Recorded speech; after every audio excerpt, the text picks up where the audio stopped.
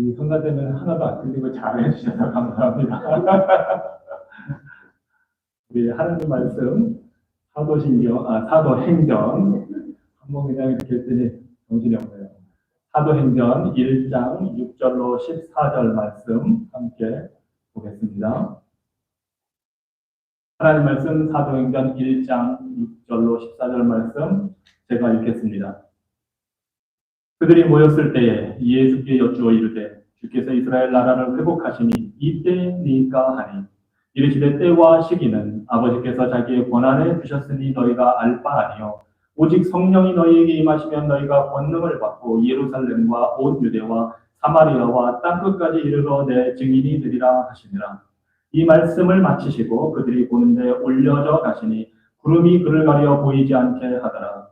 올라가실 때에 제자들이 자세히 하늘을 쳐다보고 있는데 흰 옷 입은 두 사람이 그들 곁에 서서 이르되 갈릴리 사람들아 어찌하여 서서 하늘을 쳐다보느냐 너희 가운데서 하늘로 올려지시니 예수는 하늘로 가심을 본 그대로 오시리라 하였느니라. 제자들이 감람원이라 하는 산으로부터 예루살렘에 돌아오니 이 산은 예루살렘에서 가까워 안식일에 가기 알맞은 길이라. 들어가 그들이 유하는 다락방으로 올라가니 베드로, 요한, 야고보, 안드레와 빌립, 도마와 바돌로메, 마테와 및 알페오의 아들 야고보, 셀로린 시몬, 야고보의 아들 유다가 다 거기 있어 여자들과 예수의 어머니 마리아와 예수의 아우들과 더불어 마음을 같이하여 오로지 기도에 힘쓰더라. 아멘. 전능하신 하나님, 자비로우신 아버지시여, 오늘 우리 가운데 주님의 말씀의 씨앗이 깊고 견고하게 뿌리를 내리게 하여 주시옵소서. 환난과 박해의 뜨거운 열기가 그 말씀을 시들지 말게 하시고 세상의 염려와 근심이 그 성장하는 것을 막지 못하게 하여 주시옵소서.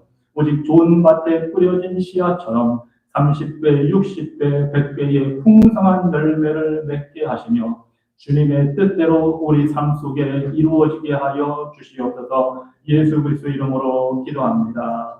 아멘. 자리에 앉으시기 바랍니다. 누군가 이런 말을 했습니다. 세계사에서 중요한 30년이면 충분했습니다. 주후 33년부터 64년 사이에 새로운 운동이 탄생했습니다. 30년 동안 이 운동은 크게 성장했고 그 사람들의 신임을 얻어 세계 최대의 종교가 되었고 수억 명의 삶을 변화시켰습니다. 이 운동은 지구촌 구석구석으로 퍼져나갔고 현재는 24억 명이 넘는 신자를 가지고 있습니다. 이 운동은 문명과 문화, 교육과 의술, 자유, 그리고 무엇보다 수많은 사람들의 삶에 지울 수 없는 영향을 끼쳤습니다. 이 모든 것에 씨앗이 심겨지고 결정적으로 뿌리내린 시기가 바로 이 30년이었습니다. 그리고 이 모든 것은 12명의 남자들과 소수의 여성들로 시작되었습니다. 그리고 그때 성령께서 오셨습니다. 이런 말을 했습니다. 이것이 바로 교회의 시작입니다. 예수님의 공적인 사역의 마지막 기간은 매우 숨가쁘게 진행되었습니다. 우리가 예수님의 십자가 처형과 죽음 그리고 부활을 기념한 것이 불과 2주 전입니다. 예수님께서는 십자가에서 다 이루었다 외치셨을 때에 우리의 죄값은 다 치루어졌고 죄는 덮어졌고 하나님의 진노는 만족스럽게 제거되었고 사탄은 치명상을 입었습니다. 인류를 구원하려는 그 그리스도의 십자가의 사역이 부활로 완성되었습니다. 이제 곧 예수님은 승천해서 하늘로 올라가십니다. 하지만 그 그리스도의 구속 사역을 선포해서 죄인을 구원하는 일은 이제 막 시작이 되고 있습니다. 이것이 우리가 오늘 읽은 사도행전 1장의 모습입니다. 주님께서 제자들을 감람산에 불러 모으셨을 때 아마 이 제자들은 이제부터 본격적으로 예수님께서 사역을 하실 거라고 생각했을지도 모릅니다. 그래서 이스라엘 나라를 회복하심이 이때입니까? 하고 제자들이 질문을 합니다. 그리스도가 십자가에 죽으셨을 때는 절망했고 모든 희망이 다 끝났다고 여겼지만 그 부활하신 주님을 직접 보니까 이제는 이 감람산에서 주님이 다시 한번 예루살렘 성으로 입성할 것을 기대했을 수도 있습니다. 불과 몇 주 전에 입성하셨을 때는 죽으러 입성하셨습니다. 하지만 이제 다시 부활하신 주님이 계시니 이제는 승리의 입성을 할 거라고 기대를 이 제자들은 했을지도 모릅니다. 하지만 우리 예수님은 다른 계획을 가지고 계셨습니다. 그래서 제자들이 언제 이스라엘 나라를 회복합니까? 하고 물을 때에 거기에 답을 직접 하시는 대신에 어떻게 하나님 나라를 이루실지를 말씀해 주십니다. 그래서 때와 시기는 아버지께서 자기의 권한에 두셨으니 너희의 알바 아니다 말씀하십니다.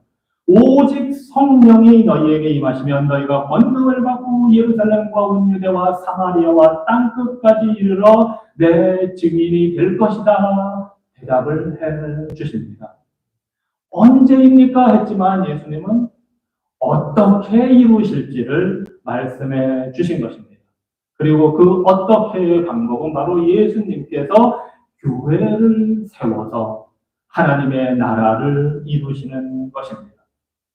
그래서 교회는 사람들이 시작한 것이 아닙니다. 예수님을 따르던 제자들이 나중에서야 시작한 것이 아닙니다. 교회는 하나님의 계획 속에서 시작이 되었고 목적을 갖고 세워졌습니다. 부활하시고 승천하시는 주님이 주시는 그 성령의 선물을 통해서 그리고 택하신 사도들이 증거하는 그 사역을 통해서 그리고 이후로는 시대와 장소를 초월하여 교회를 통해서 구원하시고 통치하시는 것, 이것이 바로 하나님 아버지의 뜻이고 예수 그리스도의 계획입니다. 이러한 놀라운 계획을 통해 이제 승천하시는 예수님이 교회를 시작하십니다. 그런데 예수님이 그냥 이제 내가 가니까 너희들이 알아서 시작해라 하지 않으십니다. 예수님은 그 계획을 이루시기 위해서 세 가지를 준비해 주십니다. 오늘 본문을 통해서 그 세 가지를 우리가 살펴보려 합니다. 그 세 가지는 바로 사도들, 성령님, 그리고 기도입니다. 첫째로 예수님은 교회를 위해 말씀을 증거할 사도들을 세우셨습니다. 이것이 교회의 시작입니다. 교회의 핵심은 하나님의 말씀입니다. 예수 그리스도의 복음이 없으면 교회가 서지 않습니다. 만약에 교회라고 모였는데 하나님의 말씀이 진정으로 올바르게 있는 그대로 선포되지 않는다면 그것은 그냥 사람들의 모임이지 교회가 아닙니다. 그래서 말씀이 가장 중요한데 이 말씀을 듣기 위해서는 전하는 사람들이 있어야 합니다. 로마서 10장 13절 이하에서 사도 바울이 말씀하듯이 누구든지 주의 이름을 부르는 자는 구원을 얻으리라. 그런즉 그들이 믿지 아니하는 이를 어찌 부르리요. 듣지도 못한 이를 어찌 믿으리요. 전파하는 자가 없이 어찌 들으리요. 보내심을 받지 아니하였으면 어찌 전파하리요. 예수님께서 사도들을 세워 보내심으로 사도들의 말씀을 증거하여 교회가 시작되게 됩니다. 예수님께서는 이 땅에서 사역을 하시는 동안에 그 사역이 승천하신 후에도 지속될 수 있도록 벌써부터 준비하셨습니다. 예수님을 따라다니는 사람들이 많이 있었지만 예수님은 특별히 12명의 제자를 따로 불러 세우십니다. 그들을 세우기 전에 밤새도록 기도하신 후에 장차 교회를 이끌어갈 제자들을 특별히 세워 선택하십니다. 그래서 이들은 예수님과 함께 있으면서 그 3년 동안에 그분의 가르침을 듣고 기적을 보면서 예수님에 대해서 증언을 할 수 있는 특별한 자격을 갖추게 됩니다. 그래서 교회의 기초가 되는 이 사도들은 반드시 예수님을 직접 보고 경험한 사람들로 구성이 됩니다. 그리고 예수님은 심지어 고난을 받으시고 부활하신 후에도 제자들에게 나타나셔서 자신이 살아나셨음을 직접 보여주시고 확증해 주십니다. 그리고 구약 성경을 풀어서 십자가 고난과 부활이 죄 사함을 받는 데 필수적이다. 죄인들이 회개하고 구원을 얻는 데 필수적이다 하는 것을 이 제자들에게 계속해서 가르쳐 주셨습니다.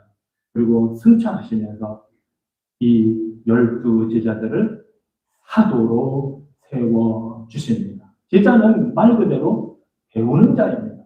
그렇지만 이제 사도는 예수님께서 보내는 자입니다. 배우는 자에서 보내는 자로 예수님께서 세워 주셨습니다. 교회를 위해서. 물론 이때는 예수님을 배반하고 죽은 유다는 그 자리에 없습니다. 그래서 이제 이 사도행전 1장 뒷부분에 보면 그 유다를, 가룟 유다를 대신할 마띠아를 세우게 됩니다. 이 마띠아 역시 예수님의 그 공적인 사역 전 기간을 처음부터 따라다니던 제자 중에 한 명이었습니다. 그래서 그는 그 자격을 갖추고 있었기 때문에 가룟 유다를 대신해서 사도로 부름을 받고 세워집니다.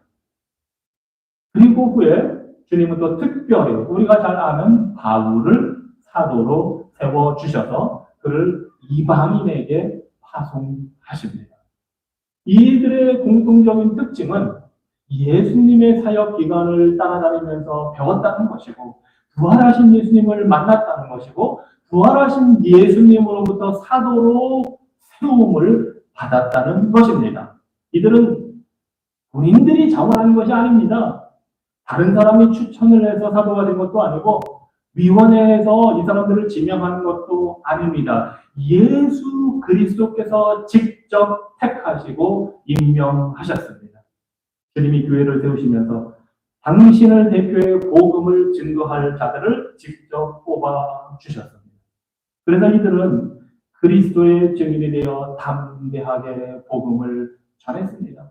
우리 구주 예수님처럼 이들도 유대종교 지도자들의 핍박을 받고 억울하게 옥에 갇히고 군중들에게 매를 맞고 재판을 당합니다. 그래서 노년의 강제 노동을 하며 핍박을 받은 사도 요한을 제외하고 이 모든 제자들은 다, 이 사도들은 다 순교를 당합니다. 그래서 주님이 시작한 교회는 이 사도들의 피 위에 세워집니다.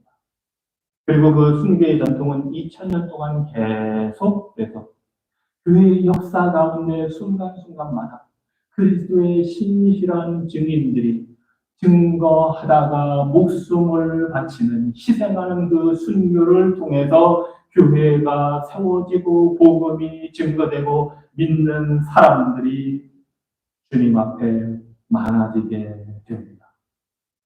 오늘 우리가 예수 그리스도의 몸된 교회의 지체가 된 것은 바로 예수 그리스도께서 2000년 전에 시작하신 그 교회, 그때에 예수님이 불러 세우신 사도들의 복음 증거를 통해서 그들의 피 흘리는 순교를 통해서 우리에게 그 은혜가 임하게 된 것입니다. 주의 교회는 말씀 위에, 그 말씀에 대한 증거 위에 서 있습니다. 그래서 우리 교회도 말씀이 핵심이고 그 말씀에 대한 가르침이 중요하고 그 가르침을 받은 우리가 사도들처럼 2000년 동안 교회 역사에 내려오는 많은 증인들처럼 증거하는 자들인 것입니다. 둘째로 예수님은 교회를 위해서 성령을 부어주셨습니다.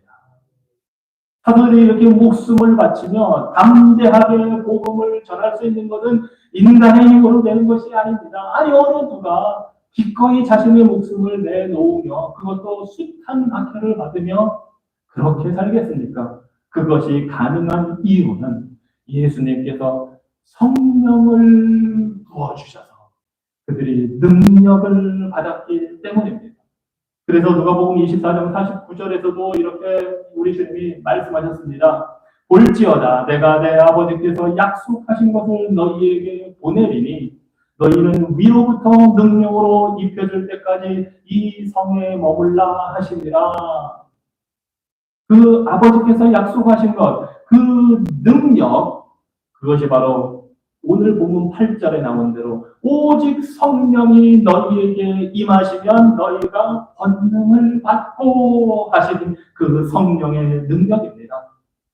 마치 성령께서 예수님 위에 임하셔서 예수님의 공적 사역을 준비시키셨던 것처럼 예수께서 잉태되실 때 성령이 역사하셨고 예수께서 세례자 요한에게 세례받으실 때에 하늘로부터 임하여 예수님의 사역을 이끌어 가셨던 것처럼 이제는 성령께서 사도들에게 그리고 모든 믿는 자에게 임하셔서 그들의 사역을 준비시키시는 것입니다.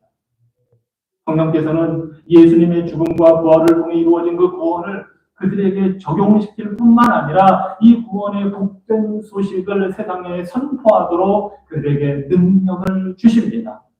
예수님께서 온 열방을 향한 구원 사명을 이루는 그 일은 바로 이런 교회를 통해서 세우신 사도들을 통해서 성령의 능력으로 완성하십니다. 그래서 교회는 반드시 성령의 능력으로 충만해져야 사명을 성공적으로 감당할 수가 있습니다. 그런데 예수님께서 이렇게 성령을 통해 교회를 세우신다고 하신 것이 사실은 새로운 일이 아닙니다. 이미 구약에서부터 하나님의 나라는 성령의 임재하심으로 성령의 역사로 이루어져야 한다 하고 구약에서부터 가르쳐 주셨습니다. 그래서 이사야 선지자, 에스겔 선지자를 비롯해서 많은 선지자들이 메시아가 오시면 성령을 부어주실 것이라고 예언을 했습니다. 그리고 그 예언들 중에 우리는 요엘 선지자의 예언을 유명한 그 구절을 아마 잘 알고 있을 겁니다. 그 후에 내가 내 영을 만민에게 부어주리니 너희 자녀들이 장래일을 말할 것이며 너희 늙은이는 꿈을 꾸며 너희 젊은이는 이상을 볼 것이며 그때 내가 또 내 영을 남종과 여종에게 부어줄 것이다. 요엘서 2장 28절로 29절에서 하나님께서는 성령을 남녀노소 고하를 막론하고 모든 사람들에게 부어줄 것이라고 약속하셨습니다. 그리고 이제 그 당시 유대인들이 세례자 요한에게 나아가서 세례받을 때에 물을 잠기는 것처럼 성령이 택한 자들에게 충만하게 임하시고 성령이 부어주셔서 성도들을 물에 잠기듯이 성령이 꽉 잠기도록 충만케 하셔서 죄인들이 그리스도를 믿게 하시고 죄 사함을 받아 하나님 나라를 물려받도록 하십니다. 그래서 성령을 풍성하게 부어주신다는 것은 하나님의 통치가 이루어진다는 것을 보여주는 중요한 징표이고 축복입니다.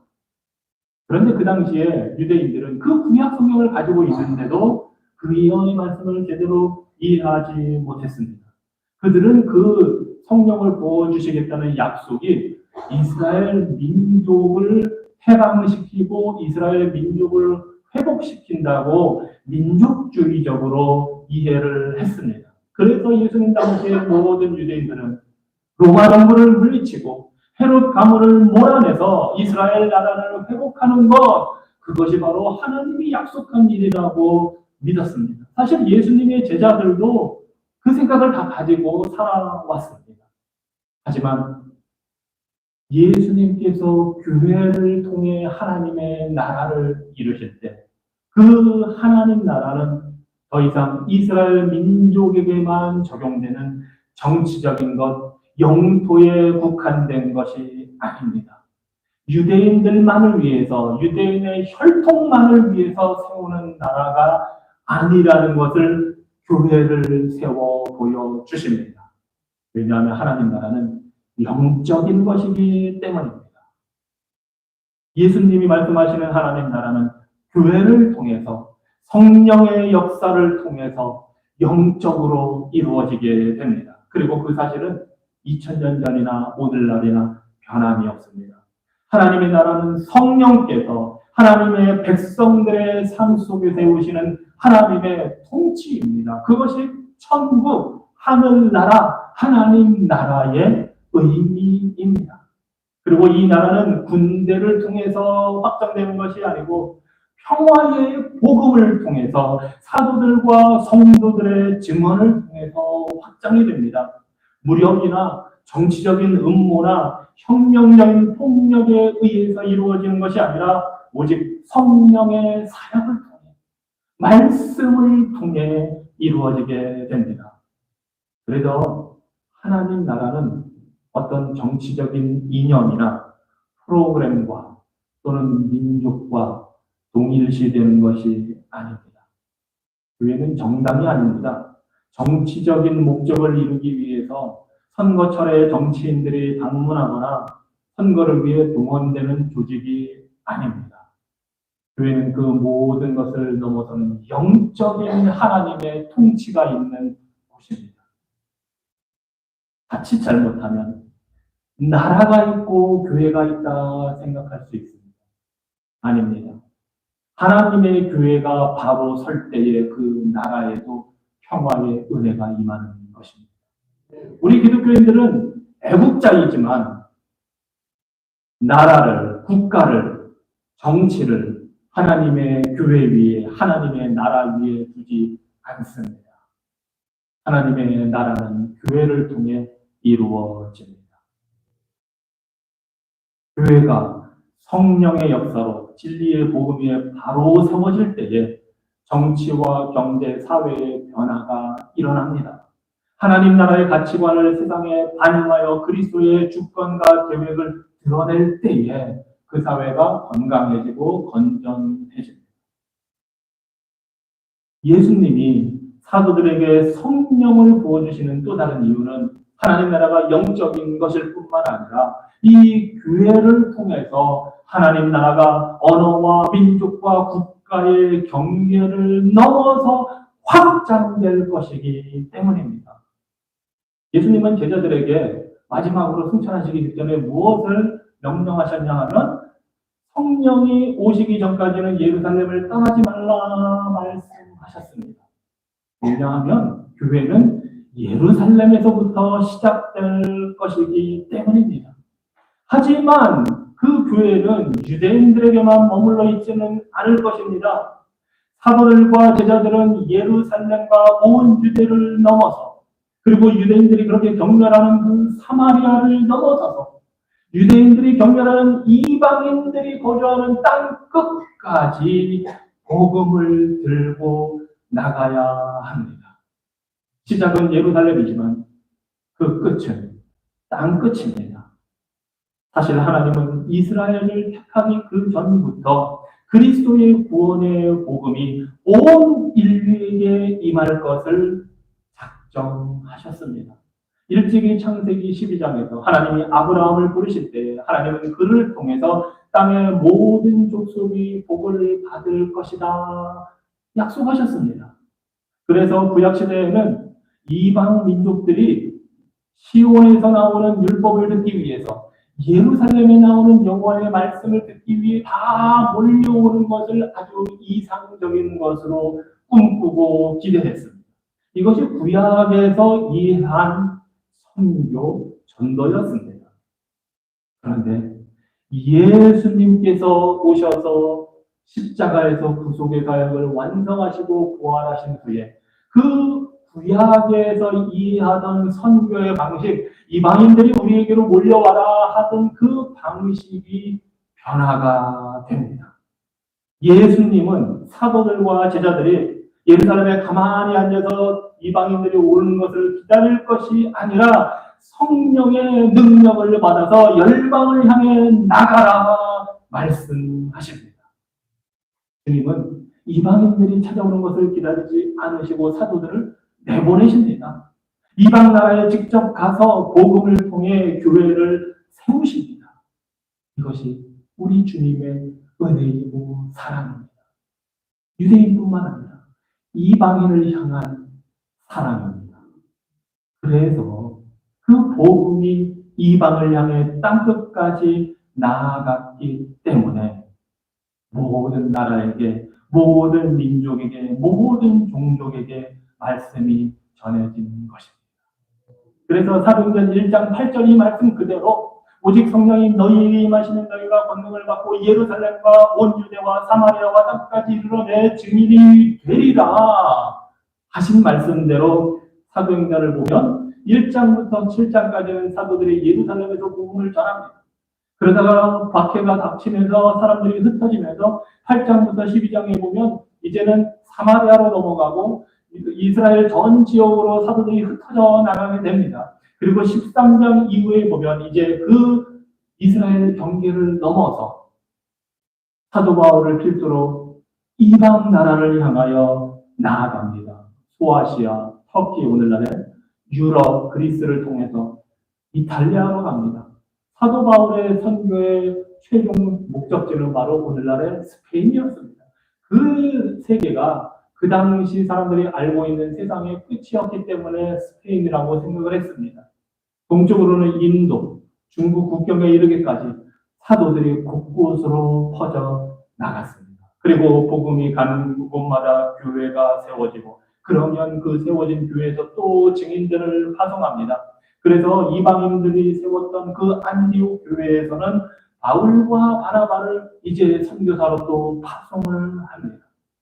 우리 성령 하나님은 복음이 닿는 곳마다 역사하셔서 하나님의 나라를 세워 가십니다.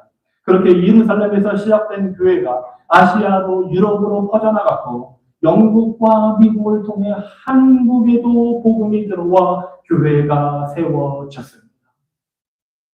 평양 대동강에서 피를 뿌린 토마스 목사님의 그 순교의 피 위에 수많은 선교사들의 희생과 헌신 위에 한국의 교회가 세워지고 그 역사를 통해 우리가 믿음에 이르게 되었습니다.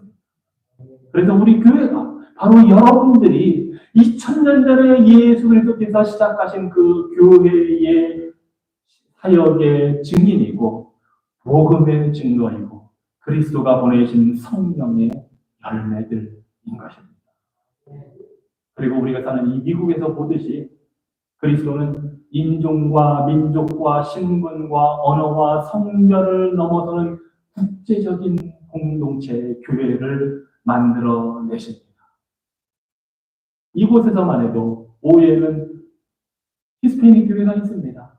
곳곳에 가면 루마니아 사람들이 모이는 교회, 인도 사람들이 모이는 교회, 폴리시 사람들이 모이는 교회, 다양하게 이 땅에 존재합니다.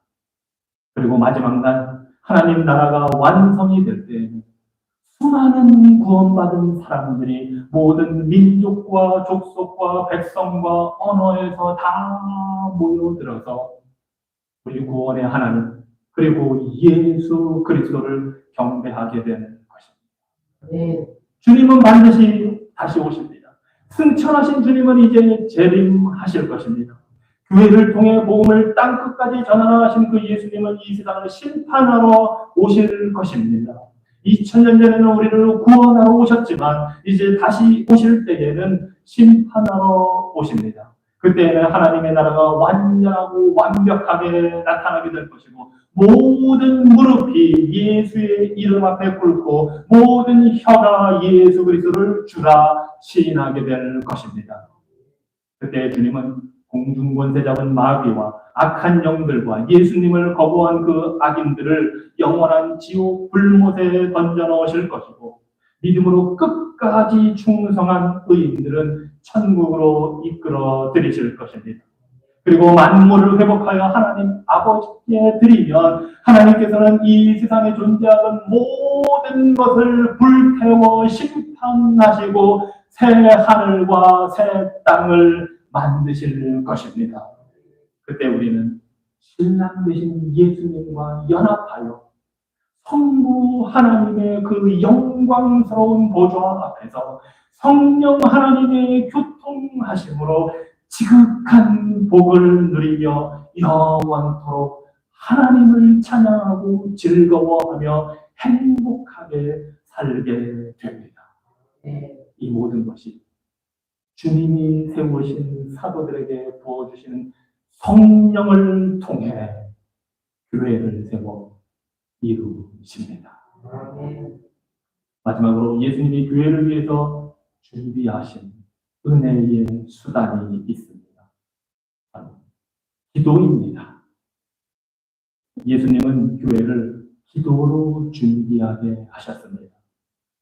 제자들과 사도들은 예수님 말씀대로 오순절 성령이 오실 때까지 기다리며 기도합니다.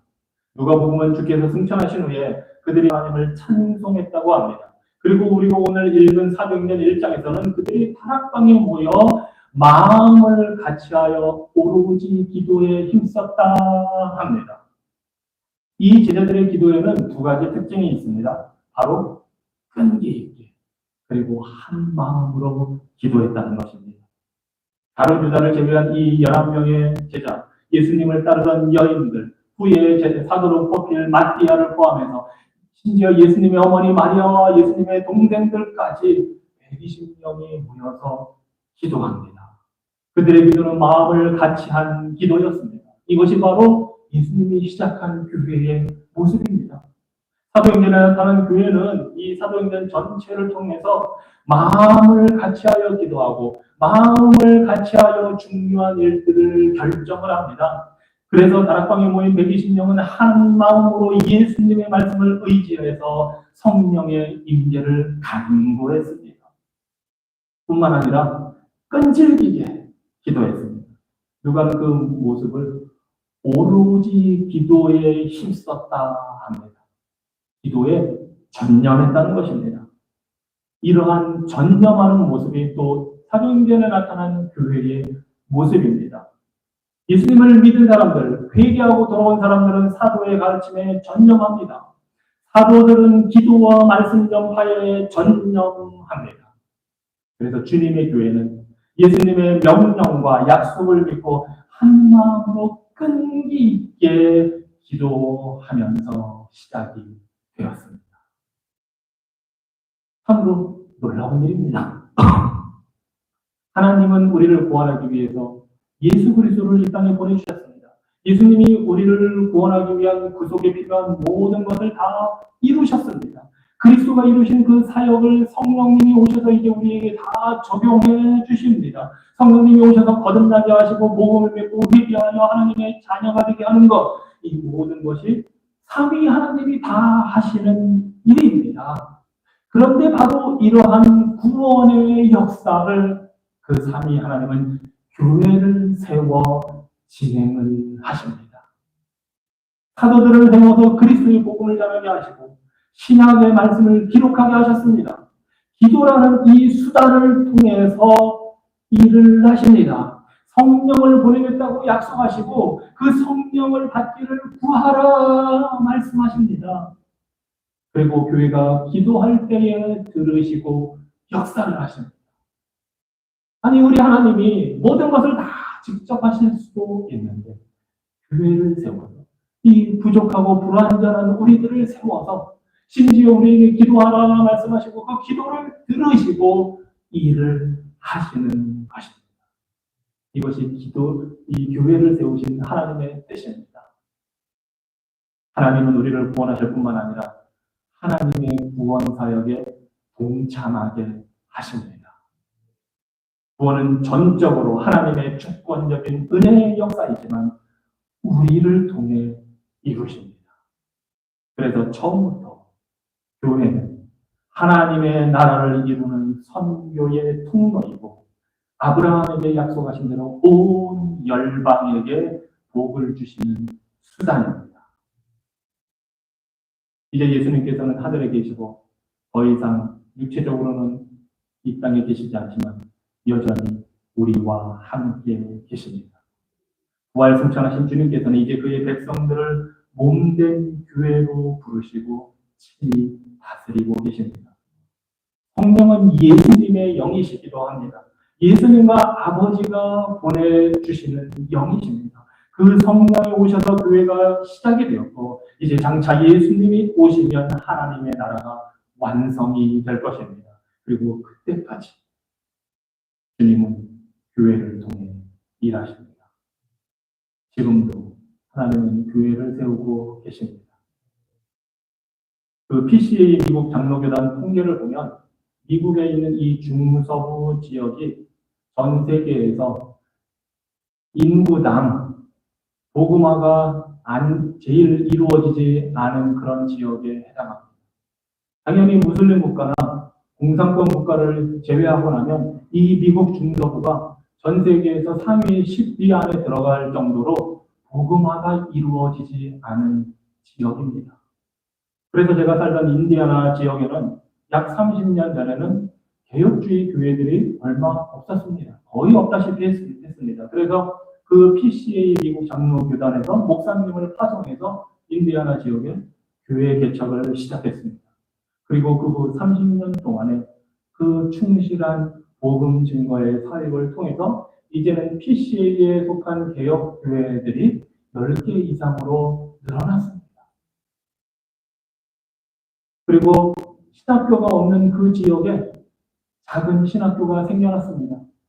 벌써 15년 이상이 돼서 여전히 작지만 그곳에 신학을 공부해서 목회자가 되려는 사람들이 인디애나의 지역에서 찾아옵니다.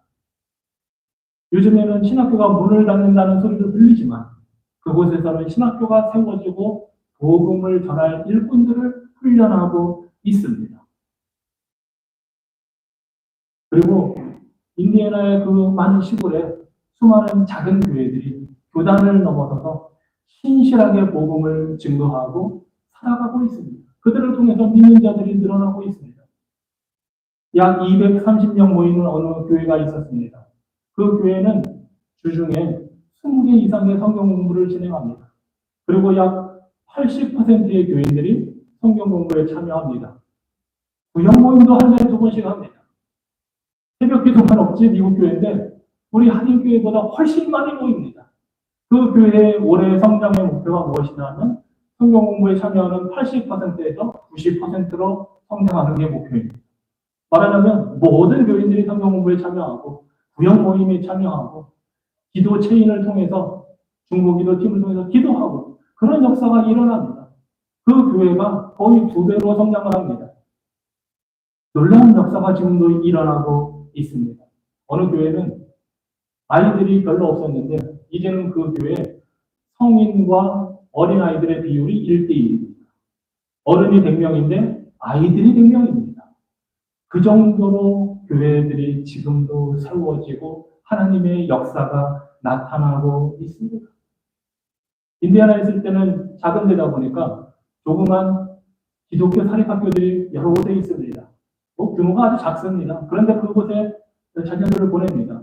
제가 이곳에 이사 와서도 교회에서 운영하는 기독교 학교를 방문할 기회가 있었습니다. 놀랍게도 이 지역에 믿지 않는 사람들이 그 학교를 보냅니다. 예전에는 주로 믿는 사람들, 교인들의 자녀가 학교를 갔다면 이제는 폴리시, 히스패닉, 인도 이런 사람들, 복음을 들어보지 못한 사람들이 공교육이 이제는 불안하니까 공립학교를 보내지 않고 기독교 사립학교를 보냅니다. 그 학교가 선교의 장이 된 것입니다. 그래서 방문해보면 유치원부터 예수님을 알건 모르건 성경 공부를 하게 되고 말씀을 외우게 되고 그런 역사가 일어납니다. 유치원 아이들한테 칭의, 화목제물 그런 거를 외우게 하고 가르칩니다.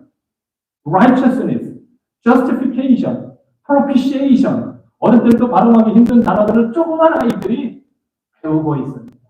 이것이 오늘날에도 하나님의 교회를 세워 역사하시는 그 능력이 나타나고 있는 모습입니다. 지금도 예수님은 교회를 세우고 계십니다.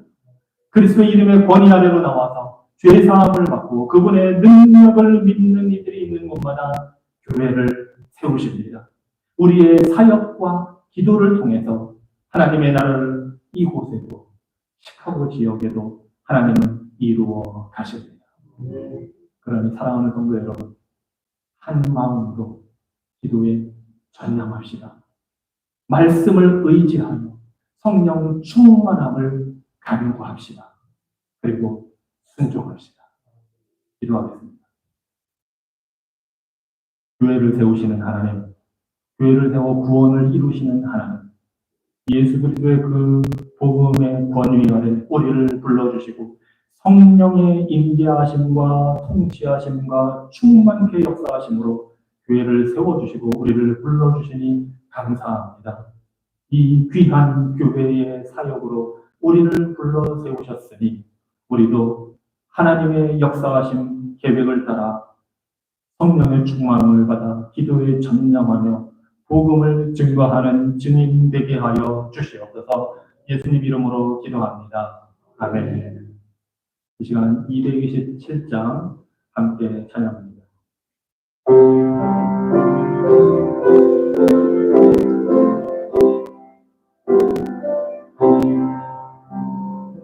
주 앞에서 찬양받기 위하여 믿는 감이 나옵니다. 주 공로 믿고 떨며 나오리 죄를 용서하여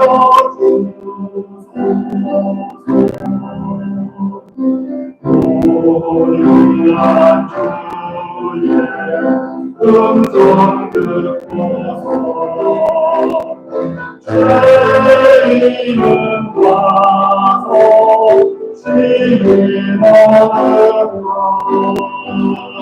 성도를 함께 찬양하여서 해두신 건지 얻게 되리라.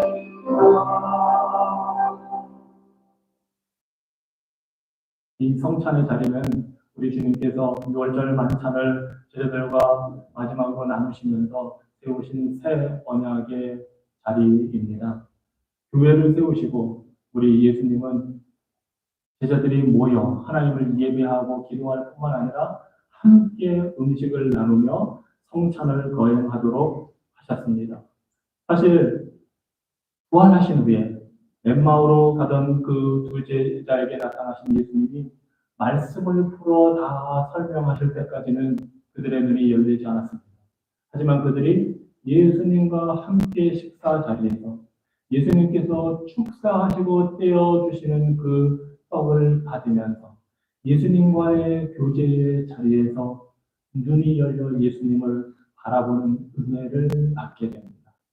그래서 이 성찬식도 하나님께서 우리에게 은혜를 주시는 수단이고 자리입니다. 말씀을 통해서 받은 것을 우리가 먹고 마시는 그 행위를 통해서 예수 그리스도의 은혜를 우리가 체험할 수 있는 자리입니다. 누구든지 예수님을 믿고 세례를 받은 분들은 참여하실 수 있습니다. 이 자리에 여러분을 초대합니다. 기도하겠습니다. 교회를 세우신 주님, 또한 성찬식을 통해서 말씀의 은혜를 깨닫게 하시고 예수님께서 주시는 은혜를 풍성히 받아 누리도록 우리를 불러주셔서 감사합니다.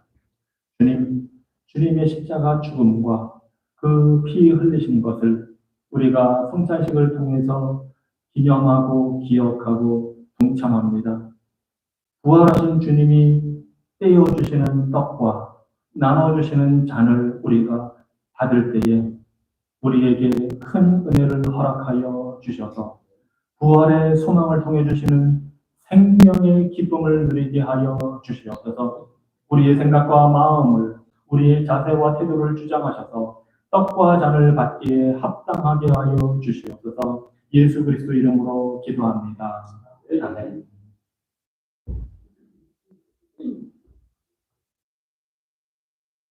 주님께서 잡히시던 밤에 떡을 가지사 축사하시고 떼어 말씀하십니다. 이것은 너희를 위하는 내 몸이니 이것을 행하여 나를 기념하라. 또 식후에 그와 같이 잔을 가지시고 말씀하십니다. 이 잔은 내 피로 생생 이것을 행할 때마다 나를 기념하라 말씀하십니다. 그래서 우리가 주님의 그 몸과 피를 이 떡과 잔을 통해서 먹고 떡과 잔을 받으시면 들고 계시다가 다 같이 먹도록 하겠습니다.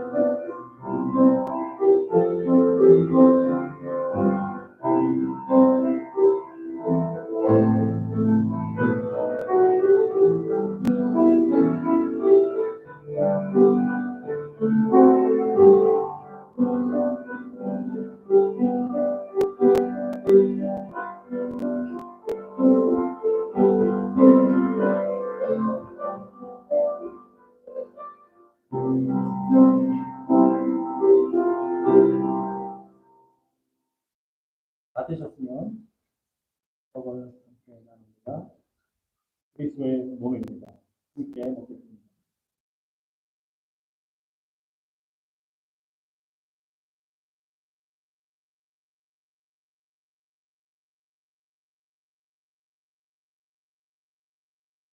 이 잔은 그리스도의 피입니다. 함께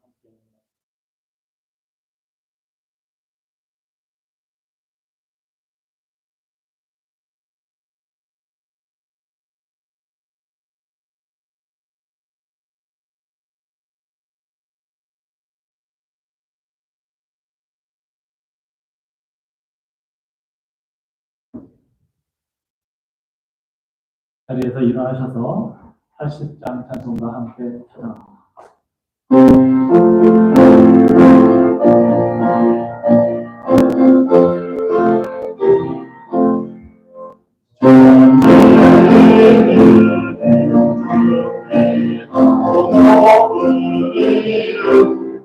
나시기 전 지으신 주의 이름 예수 주 앞에 엎드려 그 이름 찬송하고 내 귀에 들린 말씀 이 하신 이름 예수 주 십자가에 달릴 예수님 대로 유대인의 왕이요 우리 왕이시라 주 앞에 엎드려 그 이름 찬송하는 귀에 들린 말씀 이 하신 이름 예수 지금도 살아계셔서 언제나 하시는 나 같은 죄인 항상 찬송함 주시도다 주 앞에 엎드려 그 이름 찬송하는 그 위에 들린 말씀 하시는 예수 주 예수께서 영원히 주리라 이름으로 우리에게 창을 내리신다 주 앞에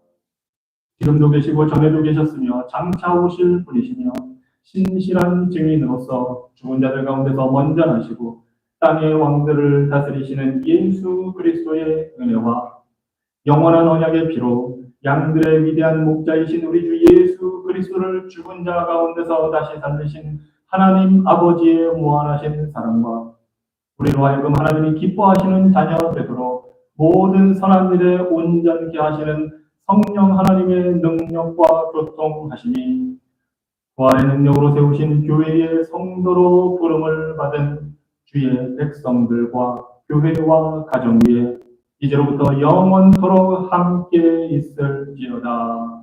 아멘.